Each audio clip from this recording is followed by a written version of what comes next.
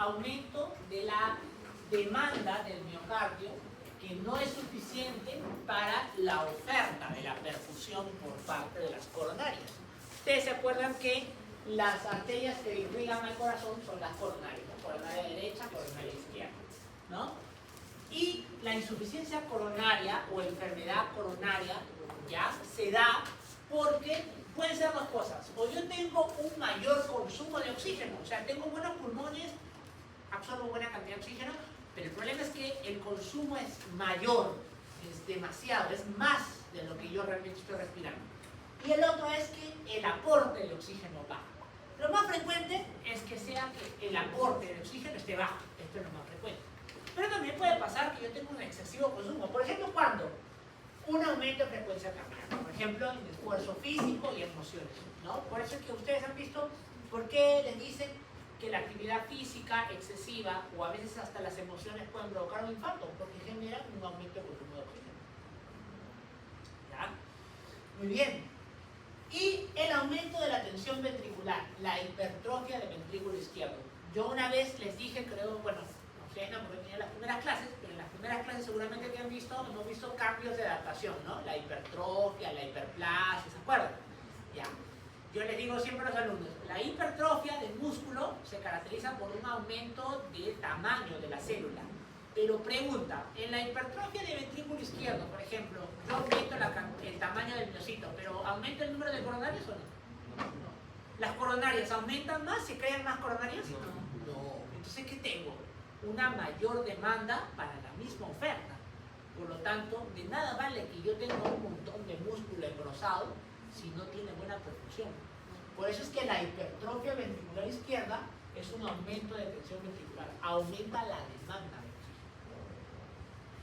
Muy bien, menor aporte de oxígeno, ahí puede ser por dos cosas, o yo en general tengo poco oxígeno en la sangre, o tengo un menor flujo coronario, ¿ya? Si yo tengo un menor contenido de oxígeno, puede ser, por ejemplo, por anemia, hipoxemia. ¿Por qué se han preguntado alguna vez, doctor? Entonces quiere decir que, por ejemplo, la anemia o, por ejemplo, una insuficiencia respiratoria puede provocar un infarto. Claro, pues, porque ahí el problema de repente no son las coronarias, pero el problema es que no tiene buena cantidad de oxígeno. Y lo que buscan las coronarias es brindar oxígeno al miocardio. Porque el miocardio es ciclo anaeróbico o aeróbico. Es aeróbico y es muy aeróbico. Por eso, ¿cómo son los cardiomiocitos? ¿Tienen igual mitocondrias que el músculo estriado? No, tienen mucha mayor cantidad de mitocondrias porque requieren mucho de oxígeno, mucho ATP. Entonces, la anemia, la hipoxemia pueden generar también insuficiencia coronaria. Y el más frecuente, la disminución del flujo coronario. Y ahí pueden pasar dos cosas: o está obstruido o hay menor perfusión. ¿Cuándo hay menor perfusión, doctor? Por ejemplo, y este es el más frecuente, el shock. O sea, doctor, ¿qué? ¿Un estado de shock me puede provocar un infarto? Por supuesto, también te puede provocar un infarto. ¿Por qué? Porque en el estado de shock hay hipoperfusión generalizada, incluyendo al corazón. ¿Ya?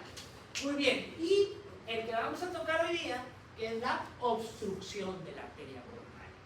Una arteria coronaria que está obstruida, que puede ser de manera crónica porque hay placas de ateroma o vasculitis, o aguda, un espasmo agudo de la coronaria, hecho vasoconstricción aguda. Puede ser. Muy bien. La aterosclerosis, que no la vamos a ver mucho ahora porque la vamos a ver en la próxima clase. La aterosclerosis es que yo tengo que en la arteria, miren, se forma una capa que adentro tiene tejido necrótico y encima puede tener cierto grado de fibrina, ¿no? Algunos creen, ¿no?, que cuando uno habla de aterosclerosis, cree que uno habla de una placa de grasa que está encima de la arteria. ¿Eso es así? ¿O dónde está la aterosclerosis? Bien, doctores, está por debajo del endotelio vascular. Por eso es que la placa de ateroma no se puede sacar, chicos, recuerden, en la cabeza. ¿Quiénes provocan placa de ateroma? La dieta hipercolesterolémica, diabetes, hipertensión y sobre todo, tabaco. Deja de fumar. El ateroma y la arteriosclerosis. No, las ateroesclerosis se les llama a la formación de placas de ateroma en la arteria, que no es lo mismo que arterioloesclerosis, es otra cosa. Eso lo vamos a ver en la próxima clase. Son dos cosas diferentes. La arterioloesclerosis es cuando toda la arteria se esclerosa, se forma como un colágeno alrededor. Muy bien, vamos. Entonces, las placas de ateroma, ¿sí? También había leído que se pueden formar esas placas de ateroma por microplásticos. Y eso fue ¿Por qué? Por microplástico. ¿Microplástico? Sí. ¿Cómo así? No, leí un estudio, si quieren le muestro el paper, pero no lo tengo ahorita en la mano. Pero se producía el mismo efecto, pero por acumulación de microplásticos. Ya. A ver, estaré pendiente de que me lo pases a ver para leer. Muy bien. Entonces, las placas de ateroma. Entonces, algunos creen que la placa de ateroma, repito otra vez, yo siempre digo a los chicos, ¿no? Los moguls creen que, o sea, la gente no médica, creen que las placas de ateroma son como placas de grasa que están encima de la arteria, y eso no es así. Entonces, como la placa, mira, está por debajo del endotelio, preguntan, ¿tú puedes agarrar arriba al cirujano, entrar con una cuchara y sacarla? No. Por eso la placa de ateroma que se forma ya no se puede sacar, ¿no? Por eso tienes que cuidar tus arterias. Entonces deja de fumar, deja de comer tantas cosas que van a aumentar el riesgo de diabetes o hipertensión, porque a la larga estás acumulando más placas de ateroma. Y para nuestra mala suerte, la placa de ateroma que más se suele formar es en la coronaria izquierda. ¿Por qué? Porque la coronaria izquierda es la que tiene mayor flujo turbulento. Entonces, ¿a quién irriga la coronaria izquierda? Al ventrículo izquierdo. ¿Y quién es el responsable de tener el gasto cardíaco en la normalidad? El ventrículo izquierdo. Para nuestra mala suerte, así es. Bien, entonces la placa de ateroma, no vamos a hablar de la formación porque eso lo vamos a hablar en la próxima clase. Cómo se forman, los mecanismos, las fases, qué cosa hay, eso lo vamos a ver. Bien, miren, esto de acá es una coronaria que tiene una placa de ateroma que se ha formado, ¿ya? Y la placa de ateroma tiene dos problemitas. Uno, que a la larga va creciendo, miren, como acá, va creciendo y poco a poco disminuye el flujo de la sangre de la coronaria. Sin embargo, tú dirás, doctor, que yo tengo una placa dentro de la coronaria, ¿siempre va a disminuir el flujo? No, depende de cuánto está obstruido. Si la obstrucción es menos del 25%, la coronaria va a seguir normal. O sea, a pesar de esa obstrucción, igual va a fluir normal. Cuando yo tenga más del 25%, los problemas de falta de irrigación van a aparecer cuando mis demandas aumentan. ¿Y cuándo aumentan mis demandas? Cuando yo contraigo más fuerte el corazón. ¿Por qué, dirás tú? A ver, pregunta de fisio. ¿Cuándo se perfunde el corazón? ¿En sístole o en diástole? En diástole. ¿Por qué, doctor? Porque es un momento donde no hay ¿Ya? ¿Por qué? no hay contracción, justamente es donde está Ya. relajándose ¿Qué particularidad tienen las arterias coronarias? ¿Se acuerdan? Las coronarias, sus ramitas perforan el miocardio. Significa que están adentro de los músculos. Por lo tanto, cuando el músculo se contrae, colapsan automáticamente, parcialmente a las ramas de las coronarias. Por lo tanto, ¿cuándo se perfunde más el corazón? ¿Cuando se relaja o cuando se contrae? Cuando se relaja. De ahí de por qué les digo que el corazón se perfunde básicamente en diástole. Entonces, ¿qué pasa con una coronaria que está obstruida y encima yo le ofrezco mayor contracción? Más tiempo se está contrayendo, se perfunde menos. Por eso es que la actividad física o a veces la anemia que provoca taquicardia puede provocar que aparezcan los síntomas de la baja de flujo coronario. ¿Ya? Ahorita vamos a ver cuáles son. Muy bien. A esos chicos, ya a eso se le llama la placa habitualmente estable. Es una placa de ateroma que está estable, ¿no? Y que ofrece cierta resistencia al flujo coronario y que los problemas aparecen cuando aumentan mis demandas, ¿ya? Pero, ya existe otra forma que se llama, que es la placa inestable. ¿Qué cosa es una placa inestable? Es una placa, ya, miren, esta es una placa, este es un vaso normal, este es un vaso que sigue formando la placa, miren, poco a poco se sigue ingresando y miren cómo aumenta y disminuye el flujo, ¿cierto? Esto va a provocar problemas o manifestaciones clínicas de falta de irrigación en el músculo cardíaco, y a esas manifestaciones, que ahorita les voy a decir cuáles son, se llama angina. El dolor producido por la falta de aporte sanguíneo o de aporte de oxígeno al corazón se llama angina o angor, que viene de angustia, ¿no? Entonces, y a eso se le llama la angina estable. ¿Por qué se llama angina estable? Porque la persona refiere que los síntomas aparecen cuando hace actividad física extenuante, ¿no? Sube más de 3 pisos, camina más de 3 cuadras, hace actividad física, etc., ¿no? Muy bien. Pero a veces puede pasar, ¿qué cosa? Puede pasar que, yo les dije que miren esta placa qué bonita, mira la cantidad de fibrina que tiene acá encima. Es grueso, ¿cierto? Esa es una placa estable, una fibrina gruesa. ¿Qué pasa si yo esto de aquí tuviera esta capa de fibrina sea solo esta pequeña cantidad y todo lo demás sea grasa? Si yo tengo, por ejemplo, mucha presión, ¿qué va a hacer la presión? Va a romper el endotelio. Si rompo el endotelio, ¿qué cosa pasa? ¿Te acuerdas? ¿Ah? Formación de un tronco. Muy bien. Entonces, la placa inestable es cuando hay ruptura de la placa y libera o permite que se expongan moléculas que favorecen la formación del trombo. Esa es la placa inestable.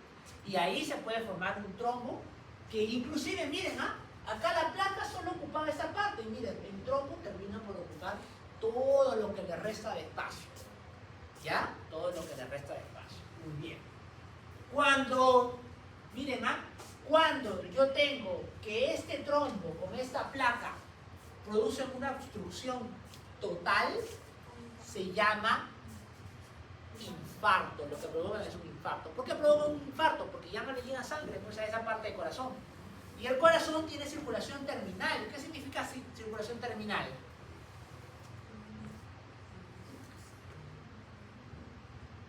A ver, ¿cómo es la circulación de la mano? ¿Se acuerdan, Anato? ¿Cómo es? Hay varios arcos, ¿cierto? Ya. ¿Qué tipo de circulación es esa? Anastomótica.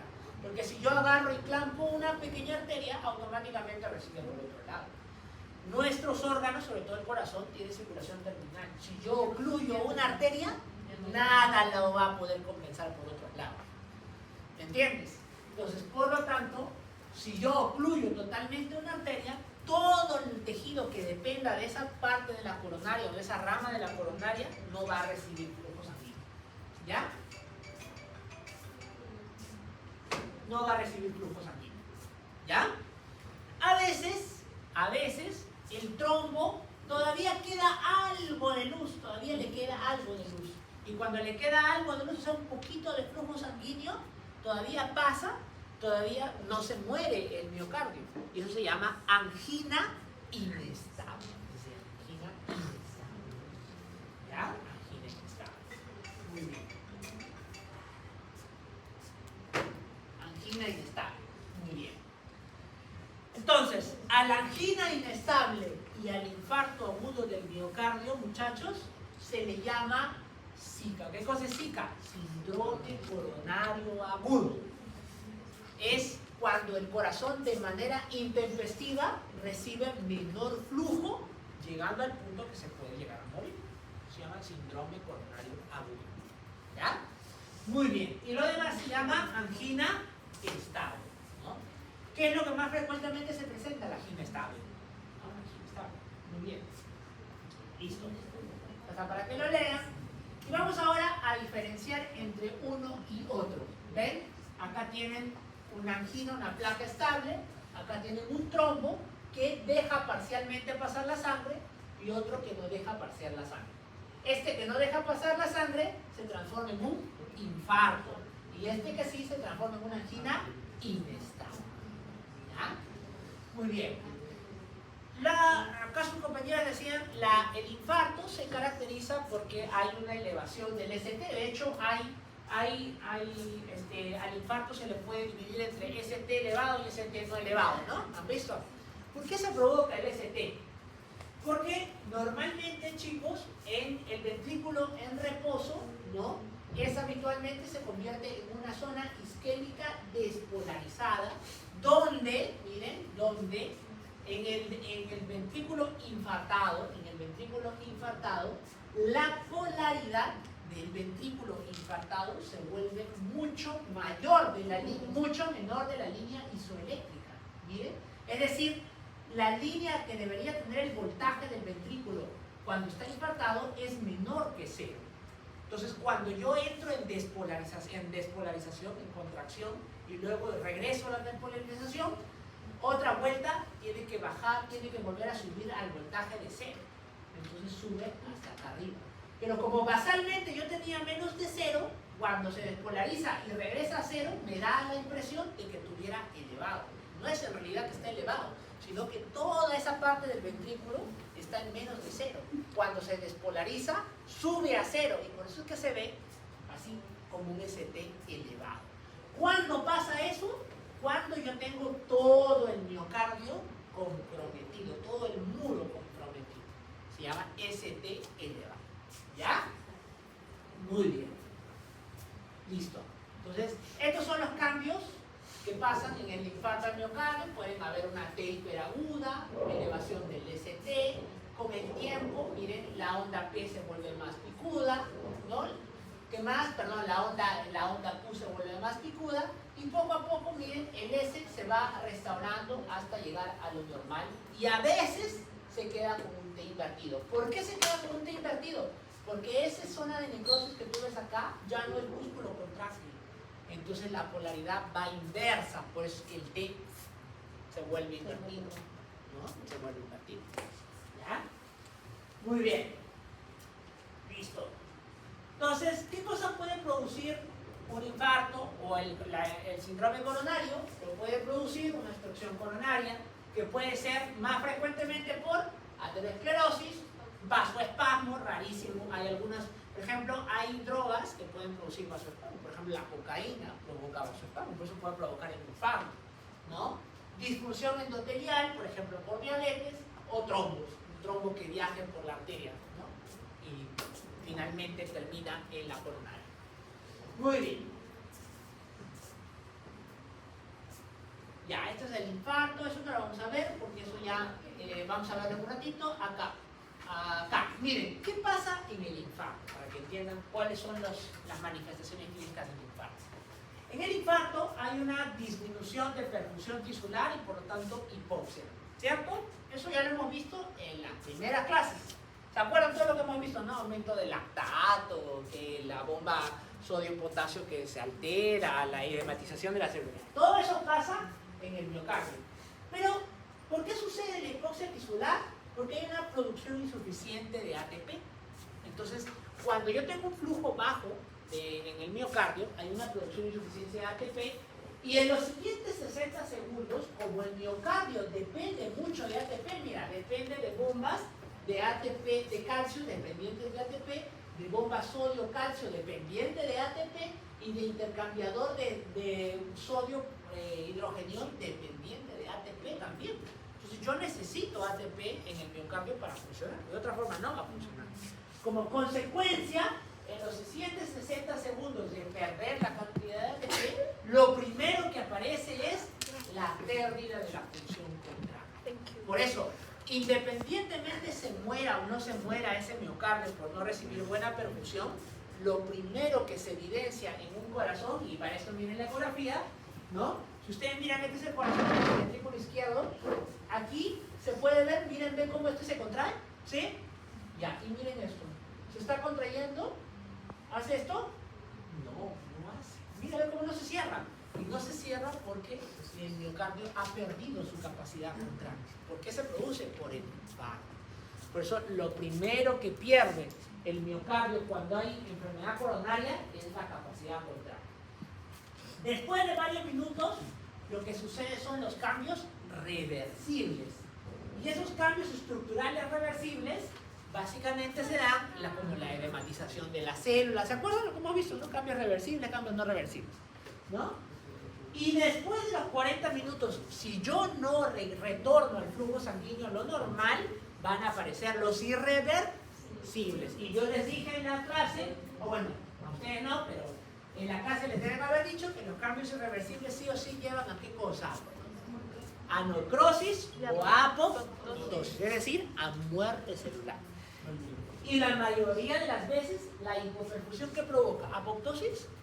No, ¿qué provoca? Necrosis. Y la necrosis se caracteriza, a diferencia de la apoptosis, ¿por qué? Destrucción. Porque el contenido de la célula se libera hacia afuera, por lo tanto, ¿hacia dónde? Hacia la sangre, ¿cierto?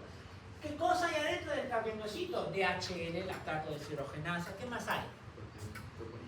Troponinas, muy bien, y la CPK, ¿no? Que es la creatinina fosfoquinasa, que se utiliza para poder contraerse. Por lo tanto, esa muerte celular lleva aumento de CPK, aumento de troponinas, aumento de DHL, aumento de mioglobina, que también tiene en el interior del músculo. ¿Ya?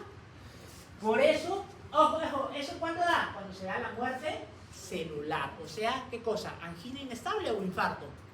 Infarto. Infarto es muerte celular. Angina inestable es perfusión baja. ¿Ya? Muy bien. Entonces, infarto.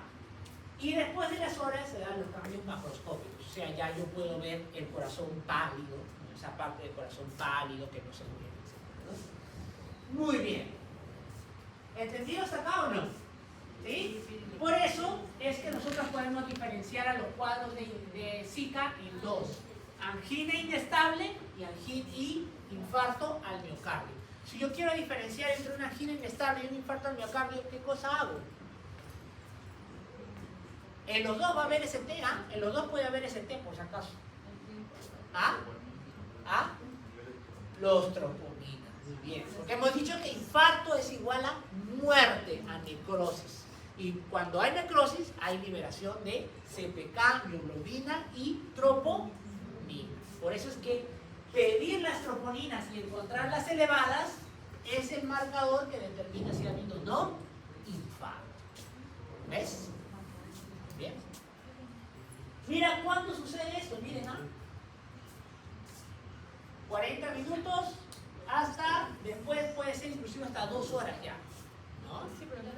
Entonces, pregunta, desde que aparece acá, desde la insuficiencia de ATP hasta los cambios macroscópicos y por lo tanto la muerte, ¿cuánto tiempo más o menos empieza a pasar? A partir de los 40 minutos.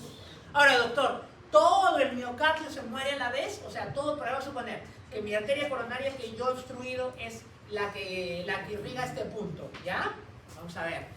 ¿Todo este cuadrado se muere a la vez? No, primero se muere la zona central y se va muriendo poco a poco lo de la periferia, ¿cierto? Lo del centro ha empezado a los 40 minutos. ¿Y cuánto tiempo va a durar todo lo de alrededor? Puede llegar máximo hasta 3 a 4 horas. Por eso es que cuando una persona tiene síntomas compatibles con un síndrome coronario agudo, tiene que correr al hospital para descartar que haya un infarto y poder reaperturar esas arterias. ¿A qué le llamo síndrome coronario agudo? ¿Qué provoca esas manifestaciones que ustedes están viendo ahí? Que son inicio, dolor isquémico, suele tener un inicio gradual. ¿Qué te dice? Doctor, ha empezado de manera silente, progresiva. No es que me duele el pecho, ¡ay! No. Empieza poco a poco y empieza gradualmente. Te dice que empieza primero con una sensación de angustia, por eso se agarra el pecho. De donde viene la palabra angor o angina, angustia, ¿no? Entonces inicia como presión a nivel del pecho y que clásicamente ha iniciado provocado por actividad o puede ser por un evento emocional, ¿no? ¿Listo? Y que no cambia con la respiración o la posición. Te dice, doctor, me pongo así, así, así, y no cambia. El paciente que te dice que mejora cuando se echa de repente y que se pone hacia adelante o que se pone de costado y mejora, ese habitualmente no va mucho por un síndrome agudo. Calidad, ¿no? Empieza más como una molestia que como un dolor, como una angustia. Y la radiación. ¿De qué depende la radiación? Porque el corazón infartado irrita al pericardio y el pericardio está irrigado por el pericardio, innervado por el pericardio frénico. Pericardio frénico, ¿dónde tiene sus raíces? En el plexo braquial y plexo cervical. Por eso, como comparte ramas de las raíces del plexo braquial y cervical, el dolor se irradia al cuello y al brazo izquierdo. En específico, a las ramas que comparte el plexo braquial Por eso es que se va a la cara interna del brazo, a la zona del meridiano, del cubital, perdón, ¿no? Listo. Ya, las miocardiopatías son muy raras, son generalmente enfermedades que tienen que ver con el miocardio, y aquí tienen básicamente, miren, varias hay: miocardiopatía dilatada, hipertrófica, restrictiva, displásica. Vamos a ver algunas. Miren ustedes, pueden ser genéticas, pueden ser adquiridas o pueden ser mixtas. Vamos a hablar básicamente de las tres principales, que son la restrictiva, la hipertrófica y la dilatada. La hipertrófica es cuando yo tengo, miren este corazón, estoy listo para escucho, ¿no? Ahí está. Es una enfermedad habitualmente donde hay alteraciones genéticas, que hay un aumento de producción del número de sarcómeros, donde aumenta sorpresivamente una gran cantidad. Generalmente a veces son congénitas y pueden ser a veces enfermedades autosómicas dominantes, ¿no? Miren, acá están los genes que pueden ser mutados, que producen miocardiopatía hipertrófica. Este es un 40% el más frecuente, y este es el otro, ¿no? Que es más o menos la mutación de la cadena pesada de beta-miocina, ¿no? Muy bien. Esto de acá, igual, para que vean una diferente clasificación, eso no es muy importante. Lo relevante es cómo se manifiesta la miocardiopatía hipertrófica. La miocardiopatía hipertrófica puede producirse porque hay un deterioro del vaciamiento, regurgitación mitral y disfunción diastólica. Recuerda lo que te dije, un miocardio muy hipertrofiado no se llena bien. Entonces, como no se llena bien, hay disfunción diastólica. Puede producir desde síncope, arritmias, angina de pecho y colapso hemodinámico. Ahorita vamos a ver por qué. Estas son las alteraciones que se dan en la miocardiopatía hipertrófica. Uno, hay menor volumen minuto, o sea, volumen sistólico. ¿Por qué? Por estas dos cosas. Porque en la miocardiopatía hipertrófica puede haber obstrucción del sitio de salida del ventrículo izquierdo en un 25% de los casos. ¿Por qué se produce? En la miocardiopatía hipertrófica, el tabique se engrosa tanto que crea una gradiente muy rápida entre el ventrículo a la aorta. Esa gradiente crea como una especie de presión negativa, o sea que chupa. ¿Y qué se pega o qué crea presión negativa? Contra la válvula mitral. Entonces, como la válvula mitral se pega hacia el tabique que está muy engrosado, cuando el ventrículo quiere eyectar, encuentra la resistencia de la válvula mitral que está pegada ahí por presión negativa. Entonces, hay menor volumen minuto. No conforme con ello, como durante la sístole yo estoy jalando a la válvula mitral, genera algo que se llama insuficiencia mitral. Es decir, la mitral permite la salida de sangre de la aurícula al ventrículo durante la sístole. Y en la sístole no debe de permitir la salida de sangre, ¿cierto? Es en la diástole. ¿Por qué pasa eso? Porque el tabique jala la válvula mitral por presión negativa y no solo obstruye su salida de sangre, sino también permite la insuficiencia mitral. Se distiende poco por el engrosamiento y hay una... Miren, se engrosa tanto que tú dirás, ¿este engrosamiento es mejor? Pues se bombea mejor, pero ¿a costa de qué lo hace? ¿Qué se reduce? El interior, el volumen del ventrículo izquierdo, lo que se va a llenar. Se engrosa tanto que adentro ya no hay casi nada de espacio, ¿no? Muy bien. Y acá está. Entonces, el engrosamiento del ventrículo izquierdo provoca escasa distensibilidad y por lo tanto, ¿qué recibe? Disfunción diastólica. Ya ustedes ya saben qué es lo que pasa en la disfunción diastólica y qué cosa lo desencadena. Por lo tanto, el paciente con miocardiopatía hipertrófica, ¿dónde aparecen los síntomas? En el ejercicio y todo lo que provoque taquicardia. Acuérdense, la disfunción diastólica hemos dicho que los síntomas aparecen cuando yo aumento la frecuencia cardíaca, ¿no? Muy bien.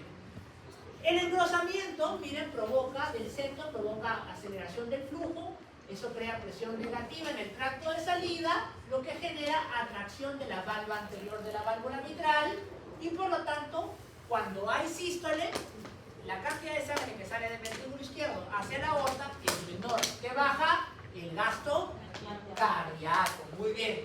A la par que ha habido insuficiencia mitral, hemos dicho, porque al jalarla durante la sístole, permite que la sangre pase de la aurícula al ventrículo. En la sístole, y eso no debe de ser así, ¿no? La disminución de gasto cardíaco, ¿a qué lleva? Como el problema es de músculo izquierdo, ¿a qué lleva? Insuficiencia cardíaca izquierda, porque tengo menos gasto cardíaco, tengo menos gasto cardíaco. Muy bien. Y por lo tanto se perfunde menos. Pero no solo se perfunde menos porque tengo menos gasto cardíaco, sino encima, ¿qué cosa tengo? Tengo menor demanda, pero ¿qué también tengo? Perdón, menor oferta, pero ¿qué también tengo? Mayor demanda. ¿Qué cosa es una miocardiopatía hipertrófica? ¿Qué te dije yo de la miocardiopatía hipertrófica? ¿Aumenta el número de coronarios? No. Entonces tengo dos cosas. Uno, eyecto menos, y dos, encima un corazón que es enorme, que me pide mucho. Entonces el paciente con miocardiopatía hipertrófica, ¿qué cosa hace? Angina de pecho. ¿Ya? Estos miocitos están totalmente desorganizados, así como se desorganiza todo el miocardio, también se desorganizan los miocitos que no son contráctiles. ¿Qué hacen los miocitos que no son contráctiles? ¿Cómo se llaman? ¿Hay miocitos que no se contraen en el corazón? No. Sí, ¿cómo se llaman? El sistema cardioconector. ¿Qué cosa es el nódulo sinusal, nódulo de Ashoktawara, el haz de His? Esos son miocitos, por si acaso no han dejado de ser miocitos. Son miocitos, solo que no tienen actina y miocina. Su función es mandar electricidad y conducirla. Entonces, esos también están alterados. Por eso los pacientes con miocardiopatía hipertrófica, ¿qué pueden hacer? Arritmias ventriculares. Y a veces hacen las dos, arritmias y angina de pecho. ¿Y qué pasa cuando hacen actividad física? Mueren súbitamente. Por eso es que ustedes habrán visto que a veces no han visto que hay atletas que están haciendo su maratón, etcétera, y se desploman y mueren. Muchos de ellos lo que tienen es una miocardiopatía hipertrófica. No lo sabían, ¿no? Entonces hacen la actividad física, aumentan la demanda, tienen mucha demanda, muerte súbita, ¿no? Muy bien, muchachos. Si no terminamos, vamos a completarlo de manera virtual. ¿Les parece? ¿Sí? Porque dejar para la próxima vamos a arrastrar más y más. ¿Ya? Muy bien. Y ya de paso ahí vemos si es que hay algo que no está claro, lo repetimos. ¿Ya? Ya no todo, pues tampoco no hay que tener todo el rato, ya voy a hacer la clase grande y ya termino. Ya, muy bien. Entonces, estas son las variantes de miocardiopatía hipertrófica. Depende, se puede engrosar sobre el septo, se puede engrosar todo, se puede engrosar solamente la parte apical, ¿no? Obviamente la clínica va a ser diferente de acuerdo a cada uno. La dilatada. La dilatada es un corazón que está completamente dilatado, pero que además se caracteriza porque producto de esa dilatación, el corazón no se contrae bien. O sea, tiene disfunción de cosa, diastólica o sistólica. Sistólica. Si no se contrae bien es sistólica. Si no se llena bien es diastólica. Ya, muy bien. Listo. Y la cardiopatía dilatada tiene varias causas, pueden haber varias causas. Miren, ahí está un cuadro de las causas de la cardiopatía dilatada. Un montón. Altas, ¿no? Un montón. Y de ellas, la causa más frecuente es esta, la cardiopatía isquémica. ¿Ya? Es la causa más frecuente de miocardiopatía dilatada. Doctor, ¿por qué la cardiopatía isquémica provoca cardiopatía dilatada? Porque con el tiempo el miocardio que se perdió se transforma en fibroblasto y ese fibroblasto se va estirando y estira el corazón. Por eso la primera causa de miocardiopatía dilatada es la cardiopatía isquémica. O sea, un corazón infartado múltiples veces va a producir cardiopatía dilatada. ¿Ya? Y es, como dice acá, es la causa más frecuente de insuficiencia cardíaca y que es indicación de trasplante cardíaco. Cuando con la cardiopatía isquémica no, más es usualmente en los pacientes jóvenes que nacen con alguna alteración congénita que han retirado, ¿no? Como estas de acá, que generan esas alteraciones. ¿Ya? Y eso es lo que pasa en la cardiopatía dilatada. Miren ustedes, hay fibrosis, miren este corazón, totalmente dilatado, una bolsa. Entonces, hay una fibrosis excéntrica del miocardio, hay adhesión del miocito, o sea, en vez de aumentar así, aumentan así. Por eso se dilata, ¿no? No hay aumento de masa miocárdica y hay una menor contractibilidad miocárdica. Como no hay una menor actividad miocárdica, se compensa ¿cómo? Aumentando la frecuencia cardíaca. Ese aumento de frecuencia cardíaca en una primera instancia lo puede salvar al paciente, lo compensa, pero luego ya no va a poder. ¿Qué otra cosa más? Hay un mayor estiramiento de la unidad muscular pero sin volumen sistólico. Porque tú podrías decir, doctor, si está así, si yo lo expando así, regresa con más fuerza por la ley de Starling. Pero como las fibras no han crecido así, sino así, la fuerza contráctil es inútil. Por eso dice, aumento de estiramiento de la unidad, pero sin aumento del volumen sistólico. Por lo tanto, que baja gasto cardíaco y insuficiencia cardíaca, ¿no? Como está muy estirado el corazón, hay muchos lagos venosos que no se contraen, así que hay aumento, riesgo de trombosis. Igual, hay miocitos que se reemplazan con fibrosis, incluyendo a los del sistema cardioconector. ¿Qué aparecen? Arritmias. Muy bien. Producto de que no hay un buen gasto cardíaco, porque no hay volumen sistólico, se activan los mecanismos compensadores. Incluyen el sistema renina-angiotensina y aldosterona, que primero llevan a disfunción sistólica y luego insuficiencia cardíaca izquierda. Muy bien. Estas son las manifestaciones clínicas para que lo lean. Y nos quedamos con la restrictiva. ¿Ya, muchachos? Para que ya vayan tranquilos. Me acordar, por favor, dónde nos estamos quedando, restrictivas. ¿Y el delegado, delegada, quién es? Ya, por favor, delegada, me haces recordar el día viernes para poder quedar una hora, probablemente el domingo le puedo decir, ya, para poder entrar solo de manera virtual y terminar esta parte. Claro, el viernes.